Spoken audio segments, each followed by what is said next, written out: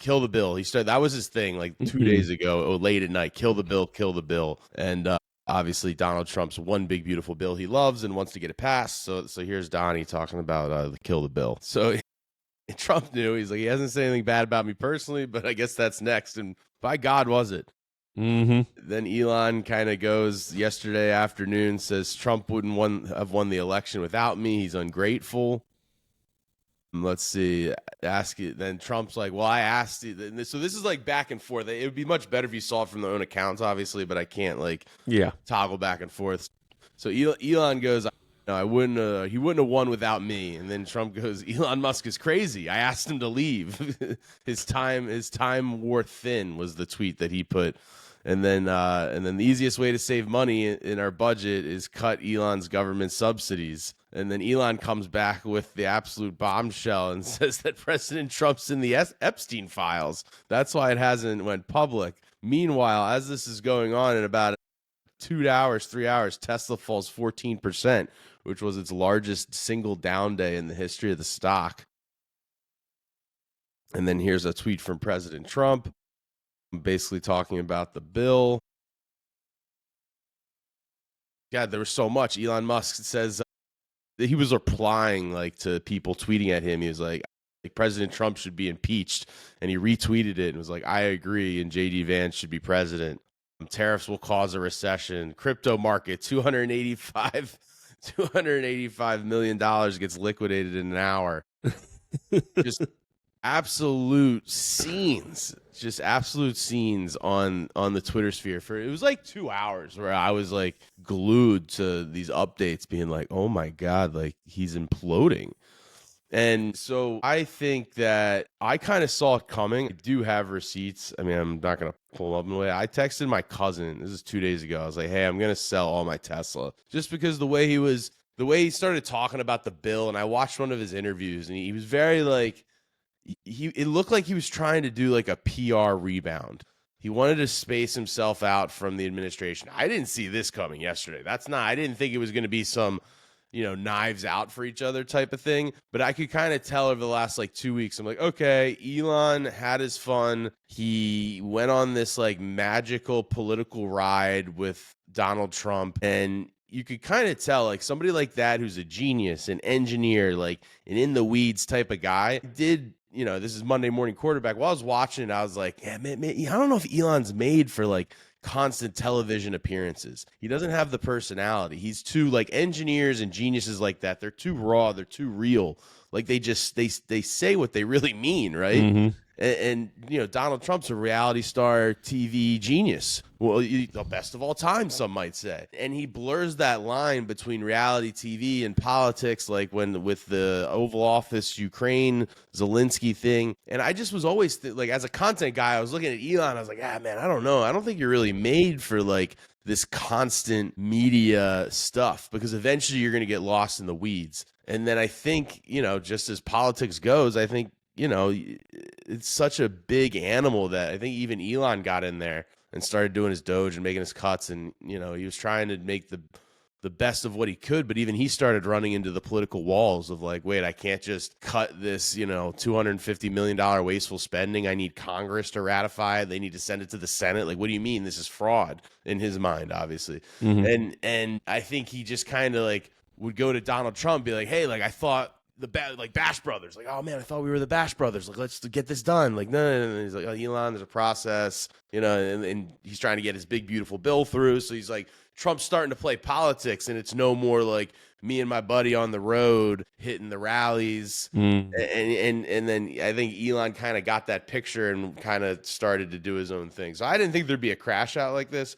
But I started hearing his messaging. So I have a text. I screenshot it. It was 2 days ago at night. I was like, hey, I'm going to sell my Tesla in the morning. So I woke up yesterday at the bell. It was down 3%, but the market was kind of down. And I sold it, and then everything went to shit. I was like, oh, man, what a timing. But it is bouncing. Of course, as you'd expect. Yeah, and he started walking it back. So even I was watching this shit late into the night, and even Elon started doing his little Twitter comments, and he's just he commented on one, you guys need to, take a step back, cool off, and come back to the table later, like, this is ridiculous. You two need to save America. And he just commented, he goes, "You're not wrong." So it's like, he had some type of weird episode. Yeah. That's my summary. Is like he's not made for the media limelight of reality TV every day, and he's gotten kind of caught up in it. So yeah, it was a crash out. No, certainly. Listen, you said when you're hitting the campaign trail, it's always, and we've seen this in politics forever. It's great. It's easy to make promises during the campaign trail, and Elon, who I thought would have known a little bit more of how it's not the America's not a company. You can't just cut spending. It's different than that, and sometimes for good reason. You don't always all right. Republicans may want to pass all these things through. And some of them may be good things, and Democrats may not let that happen. But there's also opportunities where things may try to get passed through that are bad things that Democrats won't let get through because Republicans are trying to help their buddies out or something like that. And they're like, no, you can't do that. And so there's it's a balance, right? It's the old the judge. I think it's the judge where they have that that little balance thing, the scale. It goes. You need that balance of power and those checks and balances, as they say in the business. And, there's politicking to do that. Now, is the One Big Beautiful Bill Act great? I don't know. It seems like there is a lot of spending. Defense spending is up, which it seems like for the most part, politics aside, everybody's on board with defense spending. But outside of that, it seems like spending's up. It raises the debt ceiling and all that, which people aren't thrilled about. At some point, that's not going to go well. There's. Again, I don't think, and like you said, maybe it was a crash out. Neither of them, I think, came out looking great. I think Elon came out looking worse.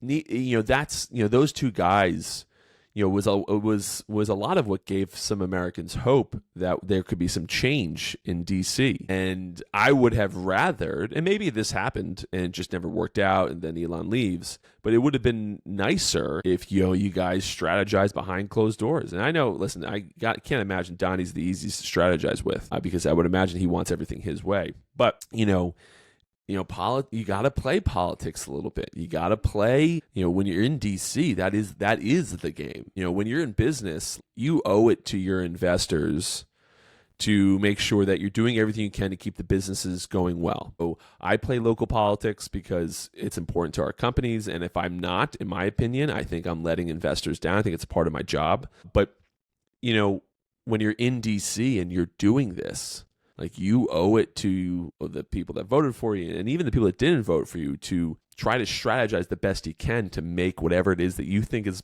best for us to kind of happen. And again, listen, you never know where things are going to end. It seems as though Donald Trump's rule of thumb when it comes to negotiating and getting what he wants is start with an obscene amount of things that you're asking for and then go back to a normal amount. And it seems like it's this great negotiation that they got all this off the table and we're back to a normal world. It's not the dumbest thing to do. And who knows? I haven't read the One Big Beautiful Act, but perhaps that's what this is. If there's a ton in there that is all these crazy things and now we got to get back. I mean, I saw Trump agreeing with Elizabeth Warren the other day, which is just not something that we've ever seen. I also saw some of Elon Musk's retweets where he was retweeting old Donald Trump tweets and being like, where's this guy? We want this guy back. And so a lot here. I don't think no one won yesterday. No. The American people didn't win. Elon didn't win. Trump didn't win. It was only bad. Elon has more to lose with if he definitely crashed out and then stopped and started to backtrack a little bit last night, I think, on X, but he's got so much more to lose with his companies. He relies so much on government mandates for SpaceX, and he's doing this next week. There's for Tesla's the Tesla cab. I forget what it's called. The full self-driving cab. And it's Robotaxi or something like that. Robotaxis. The Robotaxi event's next week, and they want to roll it out in Austin, and you want to roll that out across the country. You need tons of regulation. And so, if he's really going to crash out like that, there's one thing sparring, especially on social media, is definitely a new age thing that Donald Trump's used to. So I don't think that would catch him off guard too much. The Epstein thing was a little wild. I was like, damn, you're gonna throw the Epstein files at him. We kind of already knew he was mentioned and stuff, and he was around. And it's the thing with that is Elon Musk is so smart. He's a genius. He's calculated. He's it was interesting to watch because it just didn't feel like that was super calculated. It was a crash out. And specifically for Elon, it's like, dude, like 6 weeks ago, I was watching videos of your son running around the Oval Office, holding Trump's hand on the Marine One. It's like, you knew that if you knew that guy was a pedophile, why are you bringing your son around him? So Listen, it was a crash out. But the one thing I do respect Elon for is he's just steadfast on these cuts. Like I really do think he wants what's best for the country. And even yesterday, he was like, because everybody was going like, oh, you're just mad that they're cutting the EV credits because Tesla makes money off that. And he repeatedly has said, he's like, take the EV credits away. I do not care.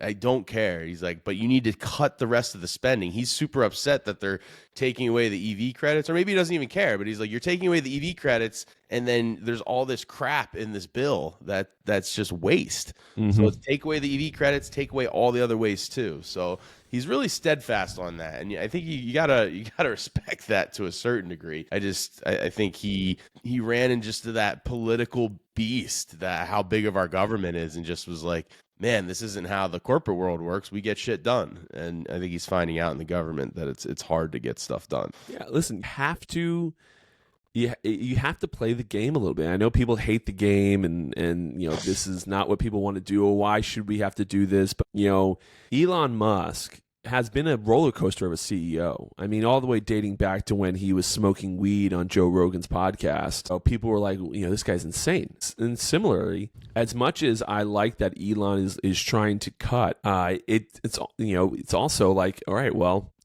clearly emotions got the best of you yesterday, which emotions have got the best of everybody. And he's going on these rants. The Epstein files wasn't as big of a bomb, in my opinion, as he thought it was. I think we all kind of expected Trump to be on that. I think we'd actually already been confirmed that he was a part of it in some degree. But, this is just kind of what, we can't have if we're going to actually make progress. I still believe, and I think you believe with me, TiVo, that growth is the way out of the debt problem. Right, you need to make more. Similar.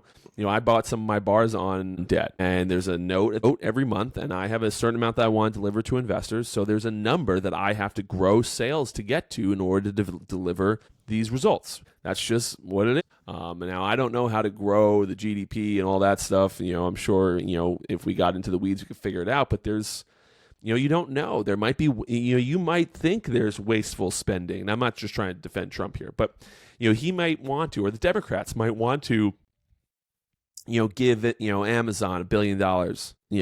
I'm actually making this up, but $1 billion. But on the back end, Amazon's supposed to be investing, $20 billion into the United States. That's great ROI, right? You don't know. It's tough to find out. I'm sure there's a ton of wasteful spending. I'm sure there's a lot of helping buddies out here. That's just kind of how politics has always worked to a degree. But again, at the end of the day, what happened yesterday is just not